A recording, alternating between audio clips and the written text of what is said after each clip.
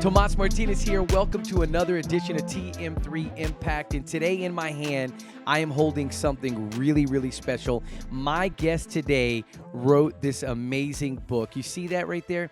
That is my wife, Christina Maria Martinez, the author of Shattered Pieces Everywhere, a memoir. She is here today on TM3 Impact. Second time, I'm excited that you're here, baby. This is amazing. Thanks for having me. Yes. It'll be fun. Holding this book, you know what I feel about it. I shared with you on the cruise. You know, I held off on reading it for a long time. You weren't happy about that. I mean, you sampled some of it. I did. You read a lot of it to me at times, right? But we're here now. But what we have to do is I need to go back to the origin of how this started. Because we did a podcast way back when. Was it before the pandemic? It was. Yes. Yeah, it was before the pandemic. You and I got on here. We did a podcast. Isn't that funny how we gauge time by, was it before the pandemic or after the pandemic? That's it. That's it. That's how you have to do everything now, right? But go back and share the story on kind of like where all of this started to get to this point. Sure. I mean, I write a little bit about how it started in the acknowledgments. We call it a story within a story. And so there's a lot of people and moving parts, I guess, if you will, that got me to this. I mean, not to mention the professionals that help you along the way. But this, I think it was, it started with Rudy Rudiger, meeting Rudy and hearing about his story and how many people he's inspired, and just encouragement from friends, you know, Brad and Kathy Taylor. I talk about that in the acknowledgments, and just their encouragement of sharing my story, inspiring someone else with what I've gone through. And everyone, I really have learned through my life, everyone has a story. Everybody has a story. You have a story. Right. I think back to that time when we got to meet Rudy. We're at that dinner, and I obviously had a question for him, right? You know, I asked my question of him, and he answered it. Yeah. We all got to sit around and ask questions. But what was it about that meeting that really stood out to you I know the pain and all of the hard work, all of the late nights, you and Crystal up till 1 a.m. I'm like, really? It's time to go to bed, right? Are y'all done yet? You know what I mean? Sure. But what was it about that meeting that really sparked getting to this point? Sure. I think when you think about a book or a memoir, a lot of people think of it as a vanity piece, right? It's about you. It's all about you. And I can't separate. I mean, it is about me, right? At the end of the day. But when I think about my life up to that point, meeting Rudy and that night, I've always visualized my life as if it was a movie that played out. I literally had, you know, the childhood that I had, and then the circumstances that led us to meet, and then the accident that should have just broke it all apart or shattered it into pieces. Mm-hmm. And then I essentially got the love story. I mean, I got the fairy tale happy ending, not just with our relationship, but just my life. So when I sat there and I thought about what Rudy was sharing and the questions that we asked and, you know, how many people he inspired, I thought to myself, through all of those different circumstances, whether it was childhood or my upbringing or the accident or a relationship, you know, all of those could have just been shattered pieces, right? But ultimately, it did make it a whole, and I felt like I got the fairy tale ending, and I felt like somebody needed to hear that. They needed to hear, whether they were in the midst of their pieces or, you know, had gone through their pieces or whatever part of their story. I felt like someone needed to know that, you know, you might not see the whole picture today or the whole movie, the end of the movie, but there's an end coming in it, and it's not going to be that bad. You're surviving through it. You're going to make it through it. And so I think that's what led me to believe that I needed to share my story,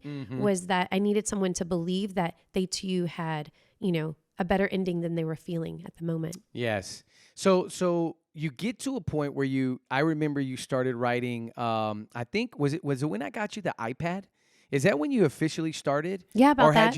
Had you been doing it on your phone? No, that's a good question. I think you had started kind of like doing something on the phone using first. dictation. That's right. Yeah. Mm-hmm. And then I remember at one point you started interviewing and doing these recordings with your mom. Correct. That was at the very beginning, right? Like midway of making a decision. Okay. Yes. All right. And talk about that work, getting these recordings, sitting down, gathering Sure. stories, right? Talk about that. Well, the interesting part is that if you can imagine 20 years had passed, we never talked about the accident.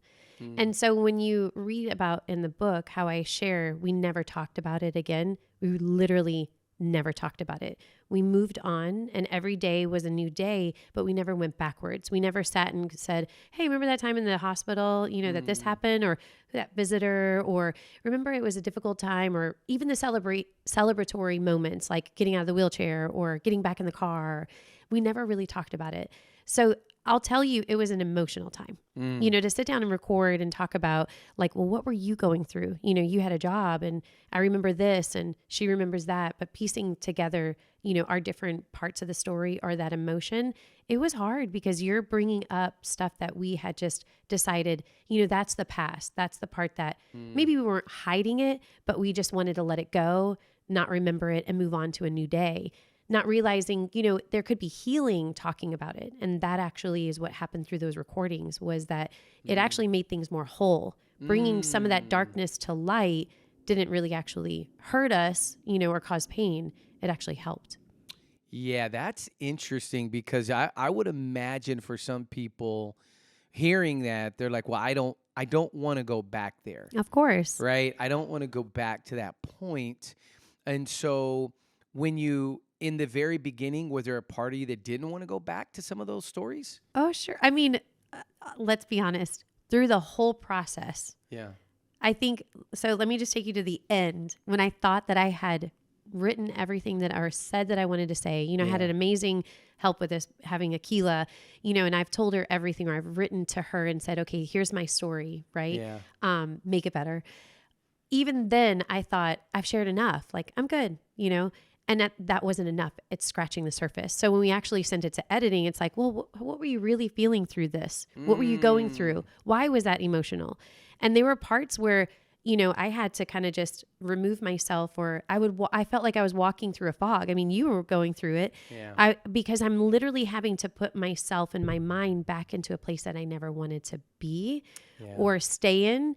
But I think, when people say that phrase, like I had to feel the feels, it sounds silly, right? Yeah. But that's what you go through when you actually drum up all those memories and you sit down with somebody and talk about it, whether it's your family member because you both went through it, or you're just, you and I talking about maybe something that you hadn't gone through, but I want to share.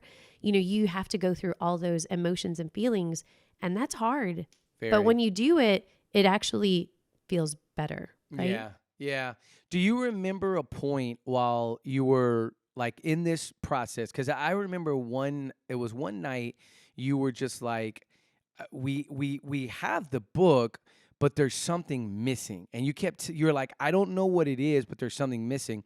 And then you started doing all this research on like a W plot or something, right? Oh, like writing? Right, the actual like writing going back part. to school. Absolutely. And you started doing all of this research. And I remember you made a poster and you had you had all these Post-it notes. You and Crystal were going through all these Post-it notes. And I just remember looking at this, and I remember I didn't fully understand it, but this was for like you were pretty far along in the process by that point. Yes, I'm glad you said that because yes, you were like it almost was at the point where you were like the book is pretty much done, but you were like there's something missing, and then you started talk about learning about that and what it did to help your story. Sure. Well, I think in life, whether it's your profession or, a project that you're embarking on, there's always points in time where you learn something or go back and go like, I should have researched this more, studied this more so I didn't have to go back and turn around.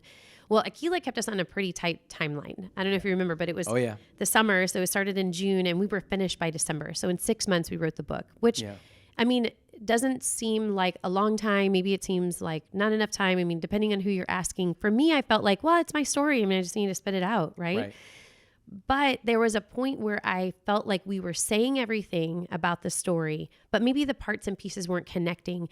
And it wasn't about just me talking about myself. I really did want to be an inspiration to someone else. So how am I giving over that story to someone else and being able to see whether we connected on the same story or just the idea of what was happening in my life. So I decided to kind of go back to school, and it was around Thanksgiving. So remember, the deadline was end of December. Right. Right. We were kind of coming back together in January. I just was like, you're pressing so hard. Like Slow down. Like just pump the brakes a little bit. And you're like, no, we got to finish. Well, the reason why it was great to have that timeline is because when you're going through the mud or the darkness, let's get out because it's heavy, right? Yeah. So for me, I was okay with trying to sprint through versus marathon through because I did want to get out. That makes sense. I was tired. You're a sprinter. Yeah. We know. Well, yeah, I'm a sprinter. Yeah. I was tired of talking about myself. Yeah. I mean, let's be honest. I was also tired of being in those moments that I felt like I had kind of fought through to get out of. Mm-hmm. So I wanted out. Yeah. But the W plot. So the great thing about, going back to school, if you will, it's like what you learned in English, back in high school, or I don't know, understanding that every book, whether it's a memoir or, this novel that you're writing, it does have a sequence, a series of events, right? So by doing that, we were able to piece together all the different stories in the proper timeline, if you will. So even if they're in chronological or you kind of go back and forth. So it really made sense. After we did that, things started making sense.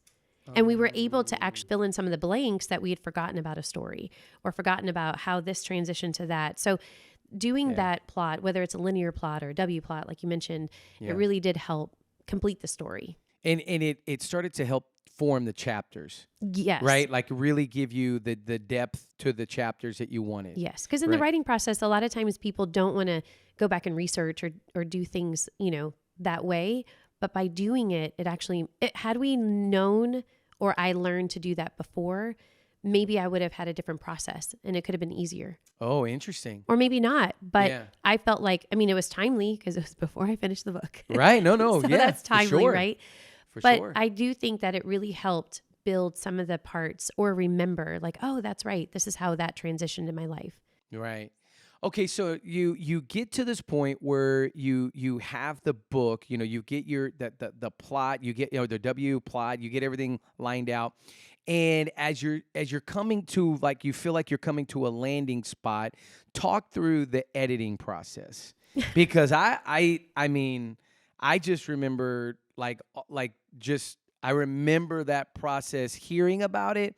But I want you to talk about just getting through on the other side of that. Sure. Well, I remember hearing Brad, when he finished his book, saying that the editor, he submitted his writing to the editor and the editor's like, cuts it up, sends it back to him multiple times, back and forth. Like, it's not enough, more, right? Yeah.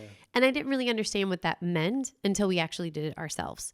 So I mentioned to you, you have all of these professional people and truly a book, whether it's a good book or a mediocre book or any book, if it's done correct, you have these multiple people that have touched the book. Right. Whether that's a big picture editor, manuscript review, copy editor, proofreading.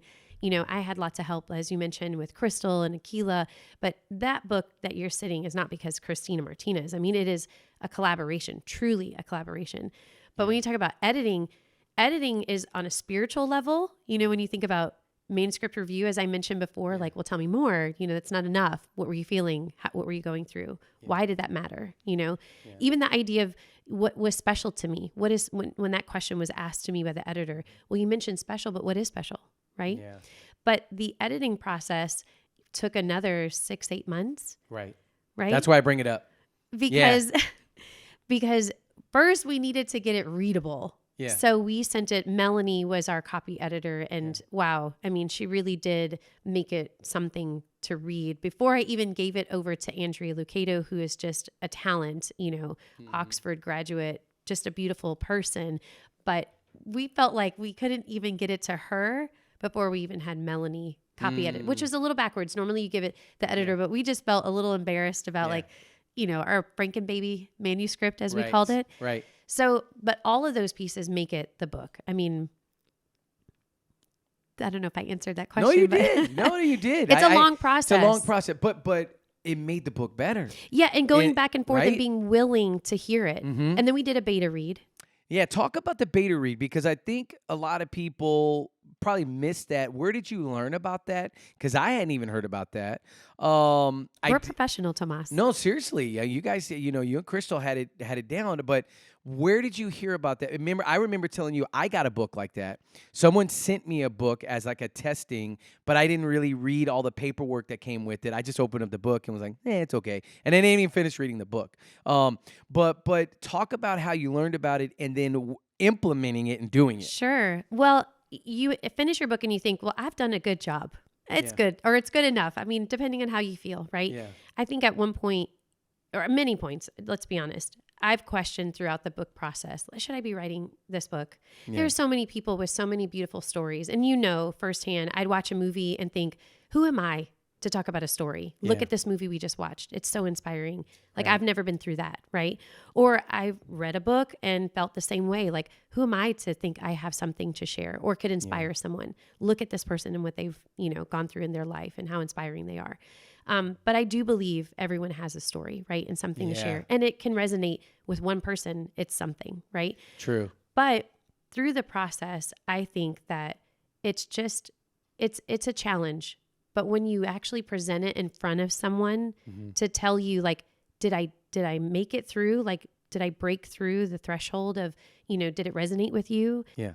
Did do it confuse you? Finish it? Yeah. Do they actually finish the book, right? So the way we got it was we always knew, Crystal and I, that we would have a beta test. We were so, I say lucky, truly blessed to have the TPC book club with just, a huge wide demographic of women, age groups, backgrounds, some moms, some retired, some, kids gone off to college, some adults, all over, right? So they all had different perspectives, which was kind of cool. Yep.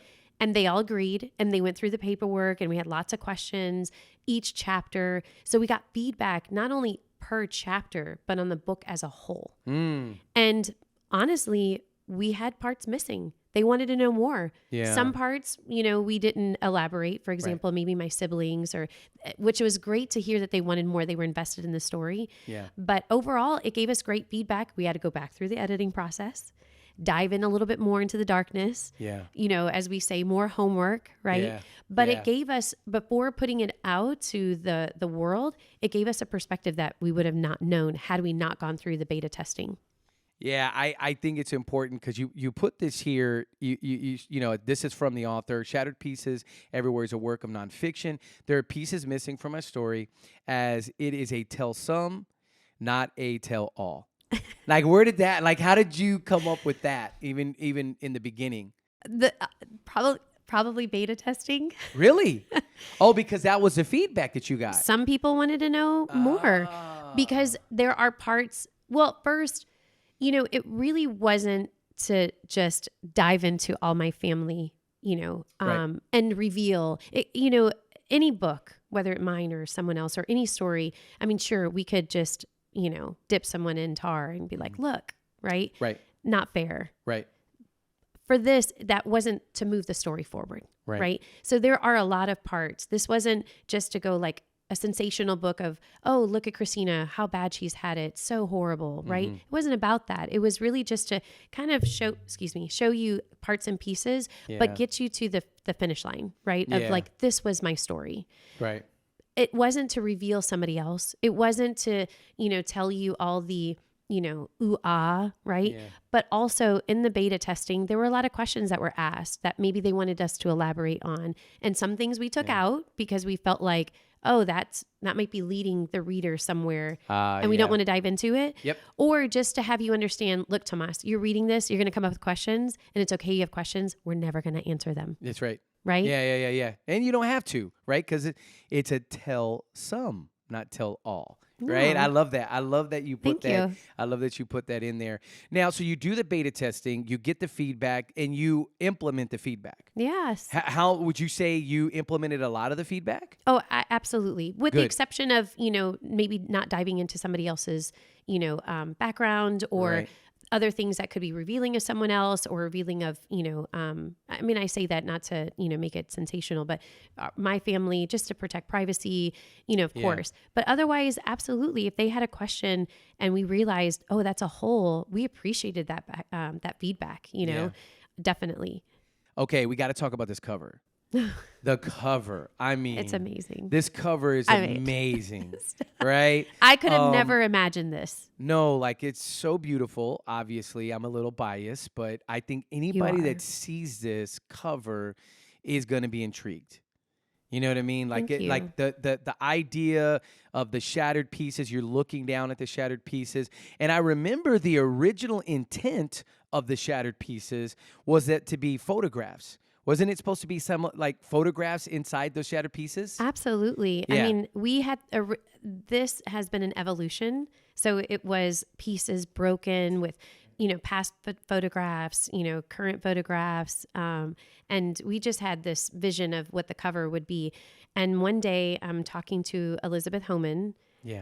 An amazing artist. Yep. It's hard to call her a photographer when she truly is an artist. And she's like, I've got a vision, and just come to the studio. And this is actually, we went through this whole evolution of photographs, and this was one of the last ones. Oh, really? And it was inspired, and I thought, we just went through this whole, photo shoot. Like, we don't have to do any more. You've done so much, right? And this was one of the last, and it just was magical. I mean, it was, when we all saw it, I think we all felt the same way. It's just, I know it's me, so it's hard to say, but it's beautiful. No, I mean, it is. So grateful to her to see that, because that cover would have been so different had it not been for her. Oh my gosh. Yeah. And I remember some of the original they were terrible. Some of the original photos were just a little. Yeah, I mean, it made. No, I mean the cover options were right. They. I mean, obviously, you picked the right one, and I love how the shattered pieces goes across to the other side. It's beautiful. And then, did you have a particular graphic designer helping you with this? Yes. So Matt Carlson, he is just a visionary as well. Really saw what Elizabeth wanted and was able to carry it out. And that was a connection through my sister Nicole. And just having her part of it was something special on its own. Right. But he definitely pulled together what we felt like at the end was a classic piece, Yeah. And I'm very proud of it. No, it's absolutely amazing. Now, the publishing company. Let's talk about the name. I think it's really cool. Oh, yes. You know what I mean? Talk about the name of the publishing company and how that came to be. Sure. Well, this is so Elan Publishing. You and I have owned for how many years? 12. Be 12 this year. 12 years. So being in publishing, that's been fun, and we've learned so much. I mean, that has a lot to do with why we were able to navigate through this, journey so well, I think, is because of being in publishing for so long. But the imprint that this one is under is called Division Street Books. That's an imprint of Elan Publishing. And Division Street is the street that we met on. Is that right? Yes. I didn't realize Come that. on, Are you serious? Are you serious? Yes. We met. Was it at the Pan American building? Yes. Interesting. I did not realize. I'm not kidding. We're asking for fun? No, I was asking for fun because You're so cute. No, that's seriously. Now I know it's Division Street because it was the Pan American building, which is not there anymore. Correct. It was a quinceañera that we went to. And, but that's really interesting. I did not realize that you did it based on where we met. For this imprint, yes. Wow. Super cool. That's even more special. I mean, it's, it works out to be the publisher because you can make whatever imprint you want. Exactly. And it was important to tie in what we were doing. No, I love that. Okay, so a couple things I want to get into the book here. This is the, I guess the kind of the acknowledgments, I guess, at the beginning. Okay. Right? It says, to the young person, if you're getting this book, this was how it starts out. To the young person who looks in the mirror and only sees shattered pieces. To anyone who has experienced tragedy and keeps their scars inside. To the warrior who fights the good fight, to the friend who stands in the fray, to you, the reader. Talk about that. Well, everyone has, I think, their dedication. And of course, my mom played a big role in this book. You played a big role in the community and friends and family. And, I felt like within the book, I talk about my gratitude, to all of you who helped me find my tomorrow to get me here today. But this book, I really, really feel to my core was written for someone else. And when I think about it, it's written to be given to someone else. Yeah. And so I hope that, you know, it is inspiring to someone who is struggling to find, you know, not that I have that power, but struggling to find their tomorrow or struggling with their today. Yeah. And so I really did, you know, feel very strongly that those are the people that I'm writing it for. Yeah. You know, when I think about my son, you know, who's 13, who's, you know, going through his adolescence and everything is magnified, you know, and I talk about the person who only sees their shattered pieces. And that could have a background like me or one different. I want them to see more, you know, I want them to be inspired by that. But I think to the person who stands in, you know, for the person who's fighting through their, you know, pieces, fighting to get to their tomorrow. But I think that was important for me, for the person who's reading that, to know that this is really for them. Yeah. And I hope that the person who buys it for someone. Right. I love that. And I think the person who stands, you know, that idea is the friend who stands in the fray, you know, throughout the car accident and when you go into detail, you know, through the book, talking about that, all of the stories of people that came to see you, and even the stories of people that did come to see you that maybe didn't have they weren't in the right spirit. They weren't ready to, you know, to pour into you at that time. But you know, the people, everybody at some point, you don't know what your encouragement is actually meaning for somebody else when they're going through something. Right. You never know. No. And this book is a great example of that, of all of the people, because you went and interviewed people that came to see you. Talk a little bit about that and going through that interview process, talking to them about, hey, what do you remember when you came to the hospital to see me? Well, I think the thing that, I don't know if it'll surprise you, that surprised me was the things that people remembered. Mm-hmm. And the things that they didn't remember that I certainly remembered. And not a like, oh, we have two different versions of the story. Not that at all. Right. But if I were to tell you like, hey, Tomas, I remember you brought me that plant. And you're like, well, I remember going, but I don't remember that plant. But that plant meant everything. And I had it in my backyard. Right. That version of, you know, what people didn't necessarily remember or hold on to, because that became a core memory. It was something that replayed over and over in my mind for 20 something years that I then wrote about it. You know, one of the beta feedbacks, this will be interesting. I don't know, not shared it with you, but the beta feedback was someone maybe felt like we were it was a list of, you know, thanking someone, you know, when I talk about the puppy dog under my arm, or I talk about the comforter or the nail polish, the things that people did for me. It wasn't so much to just name somebody. It was really, I do believe the story should have a name attached to it, but it was their version of that gesture. That you don't have to have the perfect thing to do for someone to stand in for them, or to be a comfort for them, or to be there, or even be present physically, right? It was just what they did that felt natural, mm-hmm. and their way of giving comfort, right? Mm-hmm. Or just being there, right? Yeah. And so it wasn't just a list of thank yous or gratitudes like the acknowledgments in the back. It was really just to understand that it's the smallest thing that today, I mean, even if they didn't remember how much it meant to me at that moment, that I could remember it and recall it and publish it, right? Right. This many years later. Right. So I think it's important. Sometimes it's overwhelming when somebody goes through something, whether it's a accident or a tragedy or a loss of someone, or just having a hard time, just the smallest thing. I mean, it could be a card in the mail, right? Or a scratch piece of paper left on their car. Right. And we think we have to do these big, elaborate things, and really don't. Yeah. And it could last them a lifetime, that momentarily thing that you did for them just made a huge impact. You know? That makes that makes a lot of sense. I remember one of the stories, you got a magazine while you're in the hospital. Uh-huh. And if I remember correctly, I always thought it was somebody, but it was a nurse that did it. Was it a nurse that did it? And she actually put on the cover of like one of these vanity magazines with all the women, and she put a bandage. And I remember walking in and seeing that she put a bandage exactly as like you had on your face. Like literally cut the same way. Cut it, pasted it on the magazine, and brought it to you. And I didn't realize it was a nurse. I actually thought it was Laura that brought that magazine to you. But when I read the book, I realized, oh, this was a nurse that did it. Talk about that day when you got that magazine while you're healing, you've got these bandages all over your face. At this point, you hadn't seen how bad the damage had been, so you didn't really know other than catching a couple of peeks and, like some things in the bathroom where you were kind of looking off things that were reflecting, right? But talk about when you got that magazine from that nurse.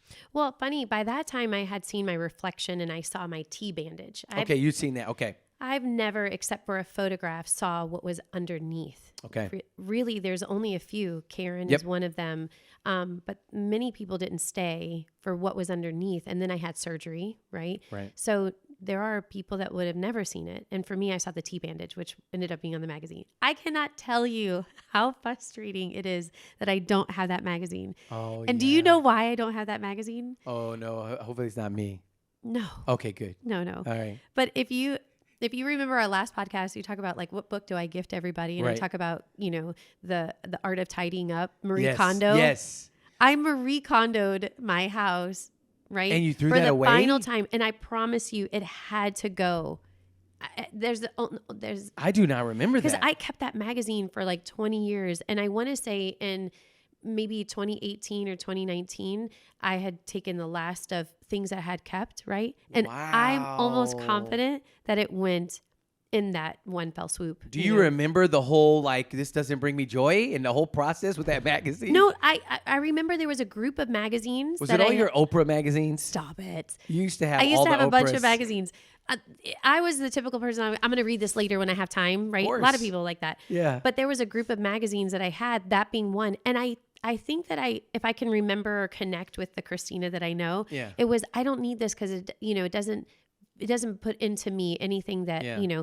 Not that it was a bad memory, but it didn't serve me for the future, right? I Yeah. felt like it was going to the past. Little did I know I would embark on this. I didn't know myself looking at that magazine, maybe giving it away, didn't know I was going to embark on this. How fun would it have been to be like, that's that Oh my magazine. gosh. No, That's I crazy. even explored every magazine that potentially could have been published during that year. To see if you could find that original. I cannot find it. Wow. I cannot find it. What was do you remember the name of the magazine? Maybe it was like Cosmopolitan or Vogue or Marie. It was one of Claire. those. There's Yeah. so many magazines, but Yeah.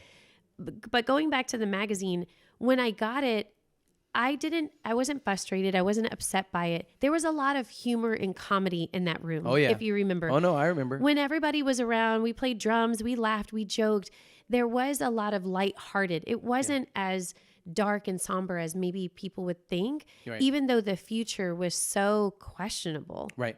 Which as an adult today, I think back and think like, gosh, we were a lot happier than maybe we should have been because we were probably like the story that gets forgotten or not told or not recounted is we were just trying to move on to the next day and find where we could, have happiness or positivity, inject those feelings in our life because things were just so questionable. It was really I just the download that I'm feeling right now is there was a presence of just being in the moment every time we were in that room. Right. Right? Like every time we would go there, it was like time would stop and we were just in the moment. Yes. Right? Well, and I felt but that for that's you, how it was like perpetual. Like, but for Sure. us coming in, even as I would come in after class and I would sit and we would talk or we'd have our dates. We'd have date night at the Right. hospital. That's talked about in here, right? Our awesome you're date so nights. romantic. Oh my gosh. It was fun. But we were present. Like Right. and that's the piece that I think you want people to understand is be present. Be in the Yeah. moment, right? Don't allow maybe the uncertainty of the future to disrupt the power of the moment that Right. you're having. Because sometimes we can allow uncertainty of the future to disrupt this beautiful moment that we're having right here, being Where silly time in the stopped. hospital, where time was stopping, Right. right? And I think that's a powerful piece for anybody that's going through struggles with a family member that's in the hospital or a family member that's struggling is be present. That's what they want. That's what they cherish Absolutely. is just be there. I think sometimes you think, and I've said it before, but I don't know what to say. I don't know what to do. It's hard, it's awkward, it's uncomfortable. I mean, we can list all the things that we know for sure when it's happening. You feel paralyzed, like stuck, like this person's going through this. It's awkward. Well, a lot of people push past that awkward, that I don't know what to do, and just did. Yep. Or just were, right? Yeah. Whether it was just sitting in the hospital or bringing tacos or whatever you are planning to do. It doesn't have, there's no perfect, I mean, there is an imperfect reaction. I talk about it in the book, where somebody is screaming, like, I can't believe this is happening. But otherwise, I mean, just being present for someone. Be there. Mm-hmm. I talked about this with Enzo the other day. I put my arm around him. Enzo went through this summer. He kind of had like a surgery, whatever, right? And when I put my arm around him and I said, do you remember like all the pain? Do you remember going through all of that? And he was just like, yeah. I said, isn't it interesting that now, we were actually at Whole Foods when we were shopping at Whole Foods the other day. I said, isn't it interesting now that you have, like, you don't even think about it? Like in that moment, it was everything. Everything, right? Yeah, of course. And so what you went through with the accident, there's a part in here, this chapter, that it really was like resonated, and I think people they'll resonate with this moment, right? Because I didn't say this word with Enzo, but I think this is something, and I don't know if you've coined it. You know what? I'm just going to say that you coined this phrase. All right, this is yours. Whatever it is, I coined it. This is yours. This is yours, all right? It says, in less than 2 strides, I was breathing heavily, feeling like there was no way I could walk from my hospital bed to the door. With my Calvary cheering me on, I felt faint by the time I reached the doorway of my room.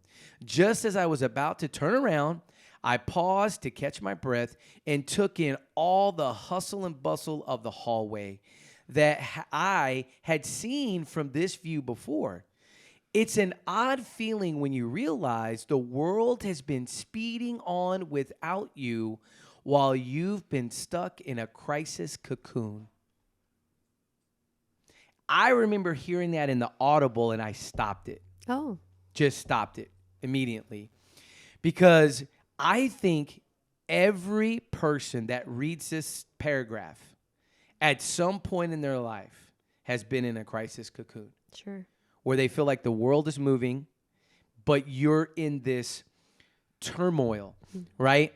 And so speak to either that moment or the idea of this crisis cocoon that you talk about, because I know that this is going to be something that really helps a lot of people.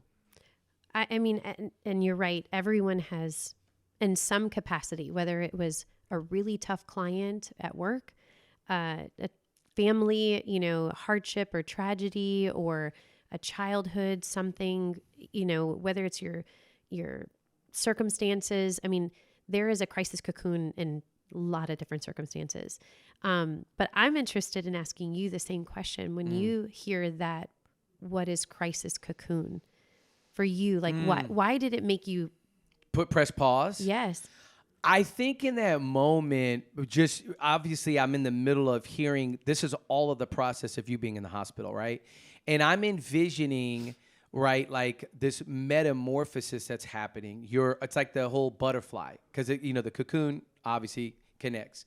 And I'm envisioning there's this process of you being inside this cocoon of just uncertainty, this pain, lots of pain, right?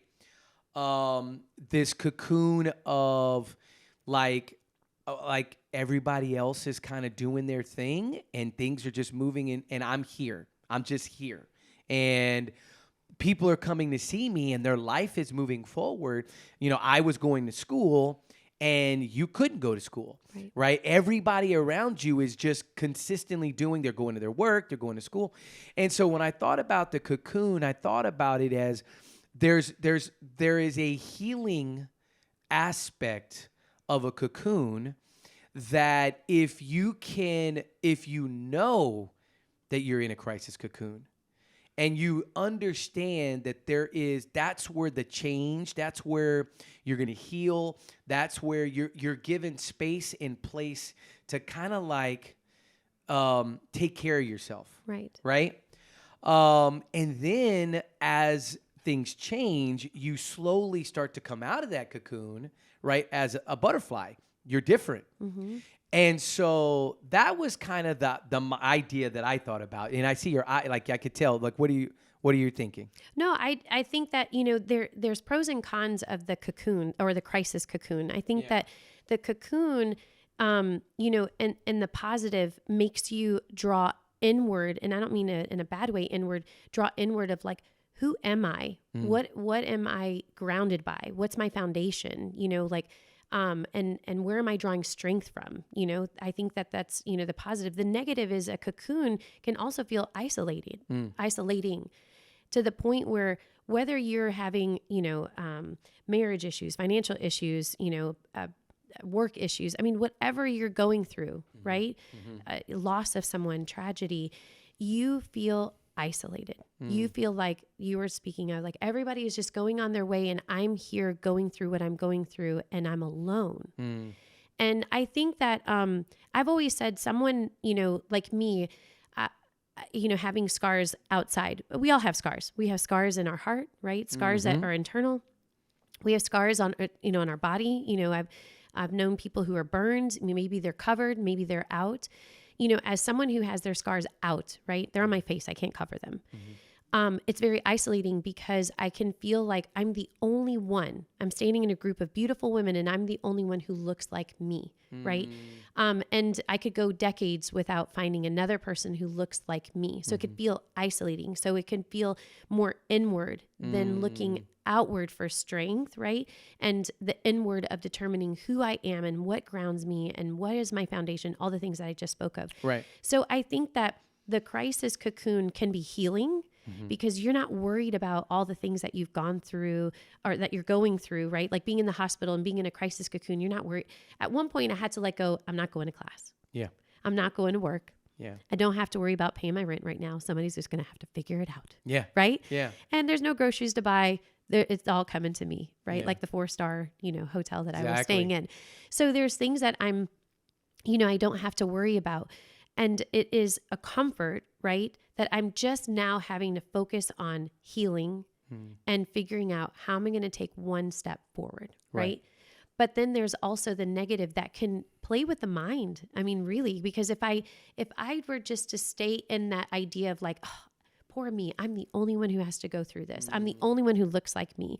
Then it's just inward. I'm only looking at me, right? I'm not looking at, you know what, Tomas, maybe you're going through something. So I'm going to take what I've learned and what I am and all my strength that I've created in my own crisis cocoon, and I'm going to give it over to you. And I'm going to help you get through that. I'm not going to focus so much on me. I'm going to focus on how I can help you with that strength that I've built while I've been in this protected layer. Right? Yeah. So I think you could take any situation, good and bad. It's just hard to take the good when you're in the bad. When you're in it. But somehow you have to switch gears and feel like I've got to figure out and draw from the inward strength because we all have it. Right?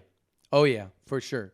I think the one thing that's interesting is that while you were in that cocoon, you were always trying to lighten the mood of the room. You were like cracking jokes all the time. You were always. I'm so funny. You're funny. You are funny. But you were always trying to lighten because you could feel the heaviness. There was a tension, obviously, during that time when you were, had the accident, right? But even while you were in this inward, there was an outward focus of, I don't want people to feel and come in here and you be heavy. You wanted to feel like you wanted people to come in and almost like this lightheartedness, like that joking part. And I also think that's really important about, when you're in that space and place of the cocoon is, like you said, you want to go inward, but as you're healing, you also want to be focused on, hey, it's not all about me. Right? It's also about everybody else that's around me as well. They're going through it. Your family was going through it, right? We were all part of that process. We didn't feel the pain, but we were right there with you with the healing part of it. Right. But I love that crisis cocoon, and I do think that there's a lot that will resonate from that, from what you went through, And I think there's a lot of people that are going to connect with that in a way that we don't even know right now. Sure. I really do. I hope so. No. I think there's going to be a lot of people that connect with it. And so the last. Let me tell you, Please. The one thing, and I talk about it a lot with Crystal, who's been amazing on this journey. I mean, you can hear her voice; it's beautiful on the Audible. It was a perfect selection for that. But I think that the book, when I first started out, and we talked about this in the beginning, I'm going to talk about my life, and I'm hoping that the details of what happened to me, will inspire you, that you might find your happy ending. But this, the revealing part of it has to be the hardest part. Because when you talk about being vulnerable and, there were times where I would sit and think, well, now everybody's going to go, oh, I'm sorry you went through that. Like, oh, poor you. You're so sad. I'm sorry for you. Right. Or feel like it's putting a spotlight on the things that were my dark spots, And I think that's hard. It's hard to tell someone I've gone through a hard time, or I'm going through a hard time, or, this is still difficult for me, because there's a vulnerability with that. And there's that feeling of like, am I going to be judged? Am I going to be thought of, like, well, I've never gone through that. Like, sorry for you. Right. But I think that it's all worth saying it if that one person can feel like they connect with you. Oh, yeah. Because they feel that way too. So I had to kind of push aside all the feelings of the people that I knew I didn't connect with, right? Yeah. In order to know that it's just that one person that I'm going to connect with that potentially could help. Oh, big time. Oh, it'll be more than one. I mean, it already has been. I mean, look at the number of people that have already read it, which is amazing. Shocking. It's amazing, this quote is a big part of the book, and I just want to read it. It says, "But here's the thing about dark places. Sometimes we don't get out of them by pulling ourselves out. Sometimes it's just a simple step that keeps us around one more day, then one more, then another. Sometimes it's just piecing together a string of barely making it through days until we get to the day that's okay, which leads to days that are good. And then, eventually, when you least expect it, you find your way to great days." What were you thinking as you were putting that together? Well, what I can tell you is that reading that out loud, we did a out loud read when we were finished with the book, and it was emotional. When you read that out loud? That section of that entire section. And if you carry on to just the next couple sentences, it was probably one of the most impactful parts of the book. There were parts when we read it out loud that I felt really inspired by that's weird. I inspired myself, but those words, it's almost as if I needed to hear them again for myself. I needed to reinvigorate, something in my own. But that, I think when you're in darkness, tomorrow doesn't seem as easy as maybe it does for somebody else. And I don't mean, taking your life, I mean just getting up and moving forward, right? Because you feel like it's too heavy, it's too much. But when someone can help you get to the next day, because if you read on, it talks about how, really moving on to the next day, it's not just you yourself that's doing it. Others are coming alongside of you and helping you find, a little bit, a good day, a better day, a great day. Right? Because it's true, when you eventually find yourself to great days, those are the days that make it count. Right? But dark places, it's no joke. I mean, whether it's a one day, that we go through it, or multiple days, it's when you're journeying, you do feel alone. Yeah. But I think the thing about this that I wanted people to know about that section of the book is that, going along someone is going to be the most important thing. Having them help you find that next day, or you finding that next day, to find yourself to great days. And being willing to be open about, hey, this is a dark place. This is a dark space. And I want it to be better, but I don't know how. Right. That openness, like, I'm not okay right now. I'm not okay. And I love what, Pastor Ed, doesn't he have a saying? You don't. It's okay to not be okay here. He talks about that in Sure. this is a place for people, to get the help they need. You know what I mean? And to find the help that they need. Right.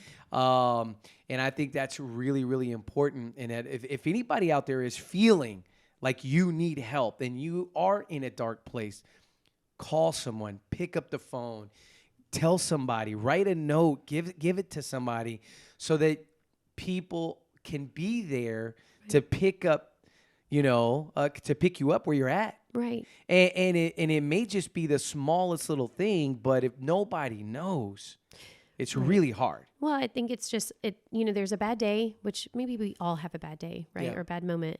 But when the bad days seem to be compounding and collecting, over and over, it is time to reach out to a community or help. And we definitely added that part in there because you never know where the reader is at that moment, right? Right. And I was sharing that part of the book not to give a reason to be okay to be in dark places, right? But to also understand it is okay that we are in them, but we've got to find our way to great days, right? And so there is a number on there, to call, or if you know someone who's going through something that it's not just a momentary bad day, right? Right. Absolutely. So I think what's interesting is that the culmination of this, right? Like the culmination, I remember when this came in the mail, right? And we were looking at it and holding it. And Amazon. it was like, oh my gosh, it's here, And then you open up sales and you were at like number one. I mean, it opened up number one in Kindle for what? Romance? Yes. Right? Love and romance. Love and romance. Not romance so much as love. Love and romance. That's right. Ended up jumping to number one, which was, we were freaking out. Yeah. Like we were where were we at when that happened?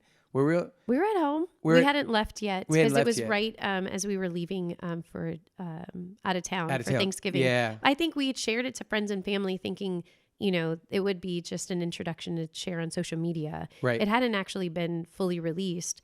But it was we had released a Kindle and all of that. Yeah. I think when we started seeing it was like at 30, we're like, oh, it's 30. Like, that's amazing. Yeah, 30 was cool. I mean, it was shocking. So when it started to go up and then it had a little sticker that said, number one new release. I mean, I don't know about you, but I was like, No, that was blow away. What? Yeah, that was blow away. That was amazing. A true blessing for all of our friends and family that supported the book.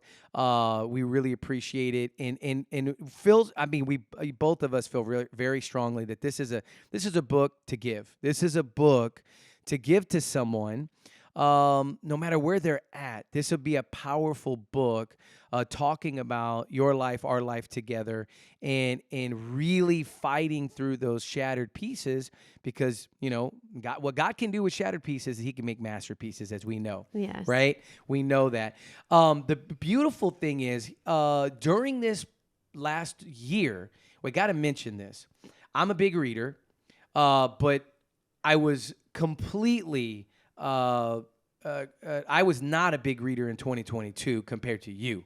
We got to talk about this. Yeah. Because in the process of finalizing your book, you made the decision that I'm going to read. Like, I'm going to read. I think you set your goal at what, 50? No. What was your goal? 40? 30? No. What was your goal? Do you know my goal was like goal. one a month? Oh, I thought it was only one a month? Yes. But you absolutely crushed it. How many did you do last year? Well, but before I tell you, let me tell you, because I'm not a reader. Well, I mean, it's not that you're not a reader. You know how to read. Of course I know how to read. Right. But I don't seek out to read. Right. You've always been the reader. Right. And would tell me books that were awesome to read. People would tell me books that were awesome to read. It was on the heels of finishing this book that I think I truly gain a respect for authorship.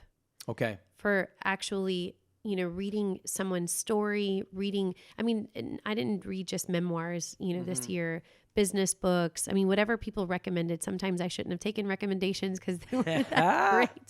But just reading about something. And I ended up doing 44 books. 44 books in 1 year. Okay, now a lot of people, I did audiobooks. That's okay. But you'd be surprised how many people think that that's not reading. They hate on They Audible. do. They hate on Audible. I don't know why either. Yeah, yeah. I made a conscious decision that if I was in my car, instead of calling or, getting my to-do list done or talking to, I don't know, my mom or my friend or whatever, that I would just be a learner or read or listen and just be in that, moment. Yeah. And that led to multiples. And then by the summer, it just was gaining a lot of momentum. So I had at that point, I think at 30, I was like, oh, maybe I could do 52, one for each week. Right. Well, it got a little carried away. 44 is plenty. That's a lot. But I've learned a ton. I mean, I think just an appreciation for stories and history and, I've got some goals for 2023. Uh-oh. But so you get to tell me about it. I want to hear it. We got to know. I never share out loud. We got to hear it out loud. Come on. Well, I might read Grant. Okay. Oof, that's a good one. I wasn't going to do it for 2022. It would have killed my, Well, goal. I mean, it's 48-hour Audible. I mean, it's pretty hefty, but that is so good. I think I'm gonna do it. Oh, that's awesome. I may have to do it with you just at the same time because it's so good. Because you're competitive? Grant, well, no, not competitive at all.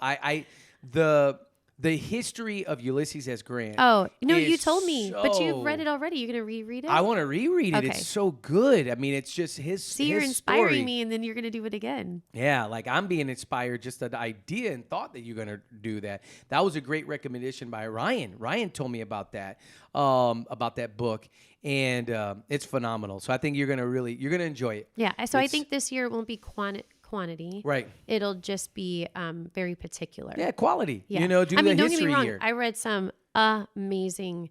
What was the top book you think? I got to ask. Of course. Yeah, what was the top book? And be honest. Like, you don't have to. I'm going to be honest. Yeah, be honest. I'm going to be honest. Yeah. And you're okay.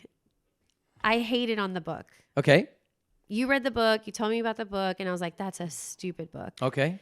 Because of, I think the way maybe you explained it, even though some of it was true. Okay. And then I read it and I understood why you liked it, and then read the follow-up book. Okay. Which would have to be David Goggins' book. That is really interesting. I did not know that was your favorite. I mean, listen, the one thing. Wow. Now we're going to get real deep. No, right? seriously. I mean, now that we're not talking about myself, I can talk about everything. So I think when I go back to the idea of an appreciation for authorship, right? A lot of times you read books and you could tell that either the person is famous, infamous, or has a history or a beautiful thing that they've done in the world or in entertainment, et cetera. And then they've been asked to, author a book, or they want to do that. And that's great. And you read quite a few of those this year. I did, just organically, because maybe they recommended, or they were top books, or, people said, this book changed my life. I'm like, okay, let's hear it. Right. And some of them were amazing, right? Yeah. But you can tell through the book that there were a lot of holes that were filled with just empty space, a void of, just information. Or maybe somebody else's story injected into their story just to fill the book, to make it complete. Right. If I can make sense of that. No, it makes sense. Yep.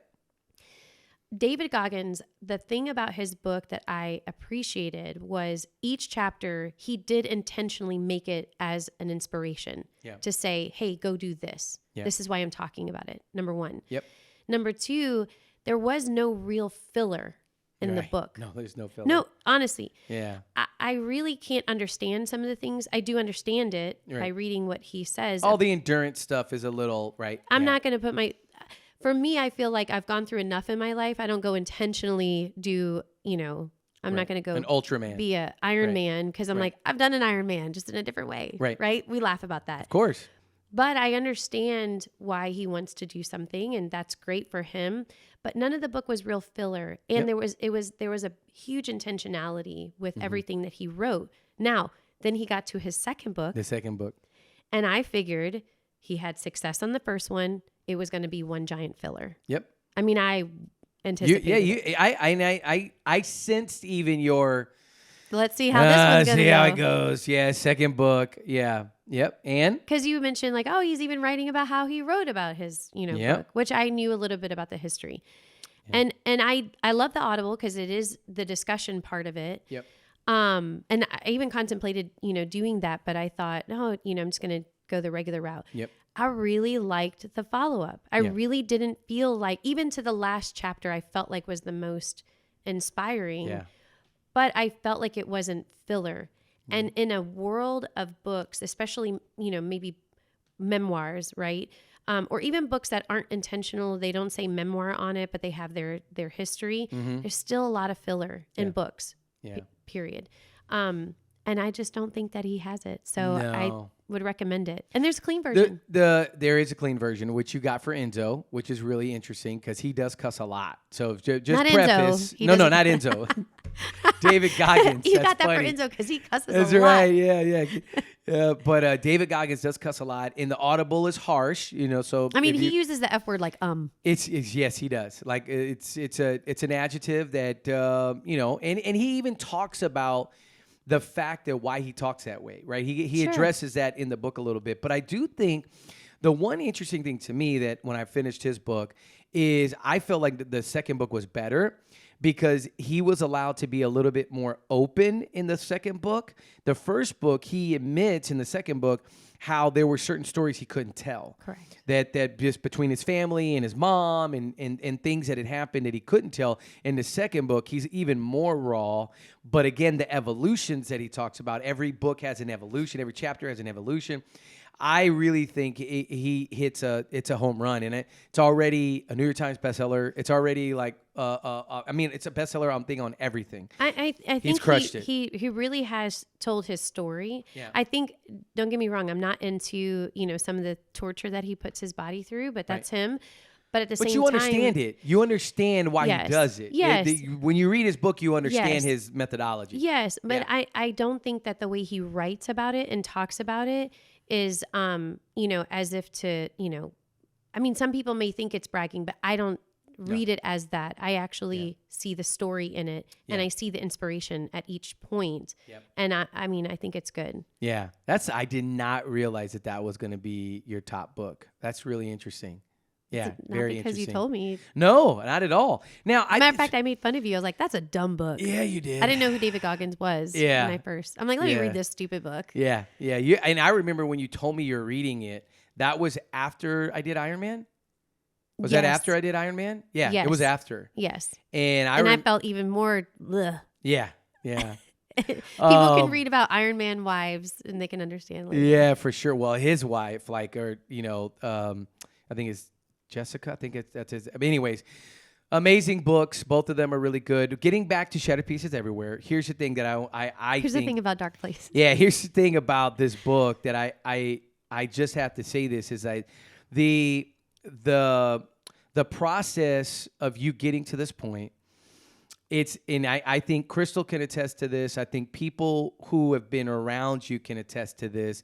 Is going through this journey of going back to that dark place of the hospital, the accident, going back to, the children's home, which the prologue for people, like when you read the prologue, you're not going to put the book down. Just be honest, right? Like I don't think people are going to put the book down. But knowing what, from that being in the children's home and going through all of the stories, talking with your mom, going all through it to today, it's almost like there's a transformation that I've seen in you. You know what I mean? There's a transformation of just an inner knowing of who you are, right? Where you've come from, what you've been through, right? There's a transformation of confidence, of just of knowing. And then I think with all the books that you've read over the last year, and then just the consistent effort of getting it to this point, right? You're not the same Christina. Ugh. You know what I mean? It's beautiful. And I say that in a not that you were in a bad place before. It's just growth. Like it's personal growth. It's what I live for. It's like the whole idea of what everything is like. I want to grow. I want to get better. I want to read something. I want to do something. And so I say that to you is like, I'm so proud of you. Thank you. This book is so awesome.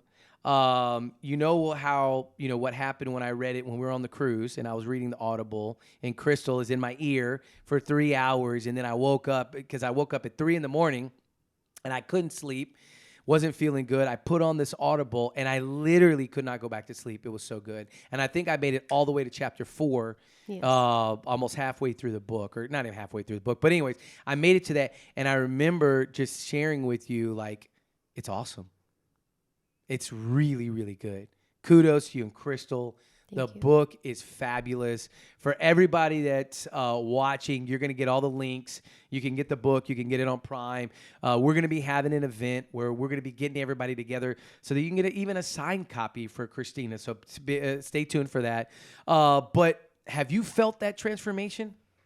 I mean, I think that it's like a shedding of the, the parts that maybe of your life where you hide them or you're embarrassed by them, or when you shed it off, it's like you're shinier, and we talk about it a little bit when I go through, seeing the accident, in live footage for the first time, et cetera. But I think after this, there is, and that's the only way I can put it, is like a shedding. It's like the Proverbs, she's clothed in dignity and strength, and she laughs without fear of the future. I think it's like, well, everything. I've given it to you. I don't really have anything to hide. This is me, right? Yeah. And I'm proud of being able to come out of, that and standing in front of you. I'm a little broken, sure, a little scarred, absolutely, but proud of it, But, I appreciate what you're saying, and I'm not trying to make this podcast, you encourage me and I encourage you, but I'm sitting here, who I am today changed 23 years married, right? Amen. To somebody who poured into me and believed in me, even when I was either too young to believe in myself, not confident enough to believe in myself, unsure, right? And year after year, we've gotten to this point, even talking about books, you've been that inspiration for me. You've, stood by my side. You've stood in the fray, right? You've been okay when those days when I come and say like, yeah, I'm not getting through the fog right now. I need a minute, just don't take it personal. Yeah. You've done that for me, when everybody was gone and there is no one and it's just us, it's still, just us. You've done that for me, So, I love you so much. Yeah, I love you. Well, I listen for everybody. Make it a mushy podcast. No, for everybody that is again, if you're listening to this podcast, you need to get the book. You need to read it. You need to hear our story. Our love story is in here too. It's so cute. It's very cute. It's all true. It's all true. Super cheesy. And we met as you got to read the book because we met at a quinceañera. We talk about that in the first podcast. Yeah. But we don't have to talk about it here. But I do think reading this, when I heard this, going back to that quinceañera, going back to that time, it was very, very like nostalgic. Like just thinking about, I mean, I had a beeper. You know what I mean? Like that's how we communicated. We didn't talk about the beeper, but we didn't talk about the beeper, but like that's how you later, when we started talking, and you would page me on my pager. You know what I mean? So it also tells us how old we are. Just a little bit. So it's true. But listen, super proud of you. Congratulations. I know that even as we were watching the book just kind of jump every time we would hit refresh and it would go up and go up and go up. I know that this is only the beginning. This is only the beginning for the journey. And so if you need a speaker, here's what you need to know. If you need a speaker for an event, you need Christina. Or maybe you need a tag team. Maybe you need both of us. We do, right? I mean, we've done some amazing speeches together. Okay, and so if you're looking for someone to come bring value, she's going to bring a lot of value. She's going to bring a wealth of just everything that she's learned throughout her life and a passion to help other people. And so if you're looking for a speaker, Christina is locked and loaded and ready to fill her calendar in 2023. That's right. So, and we need more women speakers, more keynotes by women sharing their story. And so I'm excited for you, Christina, because you're going to get a lot of calls. Oh, thank you. Get ready. Buckle up. Okay. I'll be your manager. Let me be your manager. Okay. All right. Well, thank you so much for being on the podcast, Christina. I look forward to our third, where we're talking about just the success and all of the things that happened from this book. Congratulations. Thank you so much. Take care. Appreciate it. I'll see you soon. Yeah, right.